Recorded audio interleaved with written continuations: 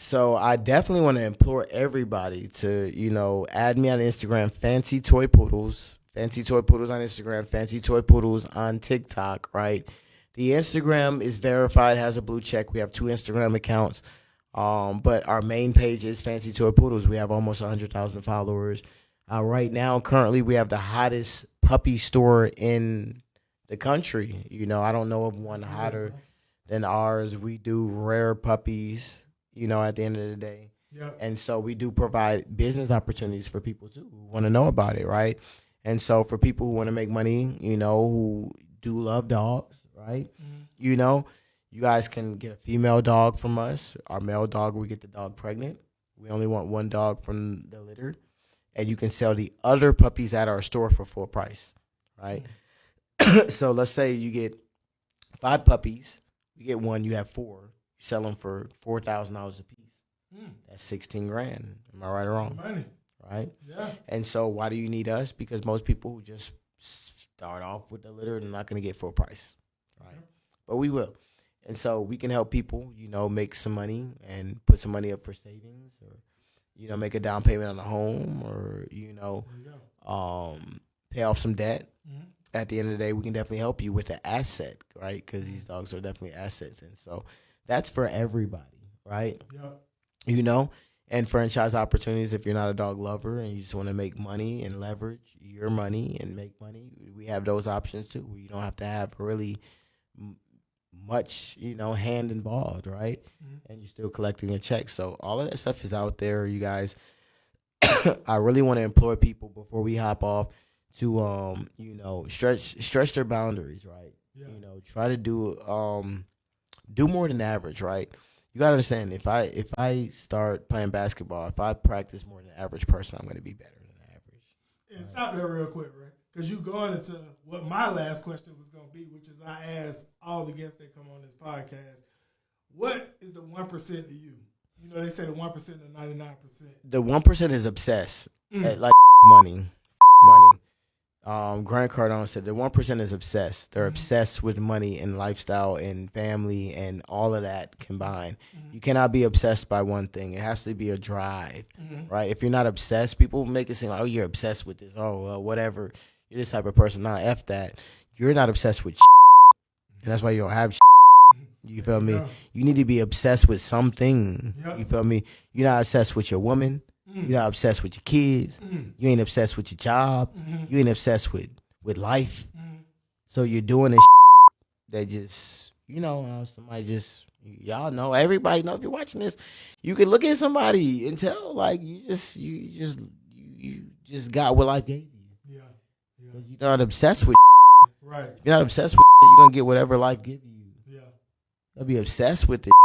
You know what I mean? And you could be obsessed with multiple things. You don't have to be obsessed with one thing. You need to be obsessed with success. You need to be obsessed with life. You need to be obsessed with family. You need to be obsessed with your wife or whatever. You need to be obsessed with your kids. You need to be obsessed with all of that, because then that's the only way you're gonna put the work into it. There you go. But you got people that don't know what they want.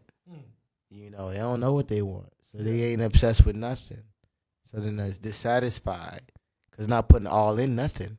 Right. You're only satisfied when you put all in something and you get something out of it. Exactly. If you don't put all in something, you expect something out of it. Yep. What you get. And so, that's the thing I realized. Money don't make the happiness. If you're not happy now, you can get my money or you can get Diddy money. You're still gonna be happy because the problems still gonna be there. It's the same problems. Oh, he don't like me. She don't like me. My family, this, I'm sick. It's same. Yeah. It's the same. Right? Ain't nothing changing. Don't get me wrong. Money do great because guess what? It make the air smell better. Yeah. Right? Yeah. Make the bills easier to get paid. But that don't mean you're going to be happy with it. Right. I've been depressed with money. Yeah. I have. That's another story. But I've been depressed with money. Yeah. Because there's more important things than that. My daughter's more important. That custody battle that I went through, that I was way more depressed. At the end of the day, I didn't give a about money. I almost lost my puppy business. I didn't give a about it. I didn't give a money. Money it wasn't doing shit to help me. Yeah. It can't get my daughter back custody. Yeah. Not at the moment. you know? And so Money's that's a what people tool. gotta, it's a tool. And if you don't know how to use it, then, it is what it is. And that's what people don't know. They don't know how to use it. It's not everything. It's not everything. It's not everything. So much more shit can make you happy, right? If you're happy with money or without money, think about how much happier you're gonna be with money. If you're happy without money, you're gonna be stupid happy with money, or might find it easier to be happy without money because now you don't got them family members coming out the woodworks and all that, right? And who you can trust and who you can't trust. Because when you ain't got shit, you ain't gotta worry about trusting nobody because they ain't not trying to get nothing from you. But when you got shit, you don't know who the you can trust. You know what I'm saying? So it's always gonna be more problems. So you think, okay, having this is gonna solve this. Is not how it works.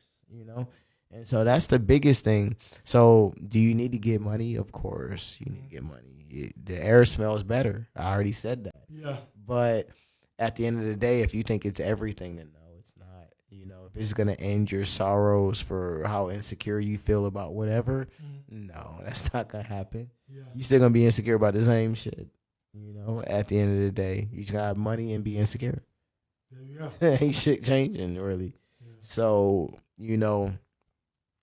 that's the best way I could kind of sum it up. I've been through all this shit. I've seen a lot of shit, you guys. I got stories that we haven't had time. We're gonna get into it. We ain't had time, guys. It's juice. It's juice. I call it tea juice. It's so much juice coming. It's people that's gonna be mad at me. They're gonna be mad. But it's a story that happened. I gotta tell it. It's beefs that got. I didn't even get a chance to elaborate in certain situations that I brought up in this interview, right? But we'll get into them. We'll get into them. And guys, what I want you all to understand is, I started with nothing. Nothing. I grew up in the projects. I was raised in the project. I moved to Atlanta. Right, still basically Adamville, still basically the projects or whatever. The statistic of me supposed to be doing what I'm doing is relatively low. What got me here is mindset, not brain, mindset. The mindset is what got me here. I didn't understand. If it wasn't for probably a friend, maybe I would have never got the mindset. I can't say, I don't know, or whatever. So, change the people you hang around. If you hang around people that stop hanging around these people. Stop. Change the circle of people. Figure out what your goal is, what you want to do, and work towards it every single day. That's all I can tell you. And so you're gonna get some setbacks, guys. With this puppy business, I've had major setbacks. I've been turned down for buildings. Right, I've lost IG account, all types of stuff. I don't even want to go into everything, but I've had all types of stuff happen. Right, to where it did make me feel like whatever. But we stayed through, we persevered, and now nobody can take this business away from me. Nobody can stop it. Nobody can touch it. Nobody can touch it because you want to know why? I sell rare dogs that people want. Even if nobody on this podcast wants a puppy, I didn't do this podcast to my dogs. My dogs, they're still going to sell because the industry that wants them is separate from what we're doing. Right? At the end of the day. And so that's how easily anybody can create a business, right? We live in an age where look what we're doing right now. Look what we're creating a podcast, right? It's generating money, right? It's just stuff people can do. Anybody can do this, right? And so we have to realize that we have more opportunities than what our parents had. So let's not complain about what we weren't taught, and let's just get back to what is relevant in the world and what can help us out. And so a lot of people, they shy away from social media. I don't mess with it. Right. But they don't think about, okay, well, let me try to make some money from it. Right. And so same people with credit. Oh, I don't got no credit because their credit could be straight. I don't want no credit. If you ain't got 5 credit cards, you ain't got no portfolio for credit cards. Right.